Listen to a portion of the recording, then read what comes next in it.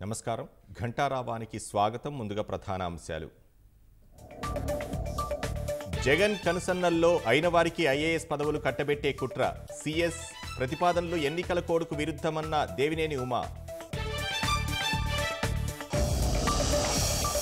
ఎన్టీఆర్ జిల్లాలో మిర్చి రైతులకు వ్యాపారి కుచ్చుటోపి సుమారు కోటి నగదు ఎగ్గొట్టి పరారి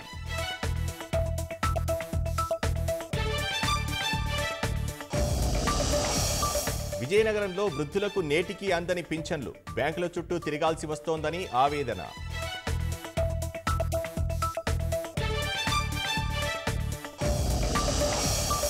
రాష్ట్రంలో పలు చోట్ల ఈదురుగాలులతో కూడిన వర్షాలు పొంగిపొర్లుతున్న వాగులు చెరువులను తలపిస్తున్న పొలాలు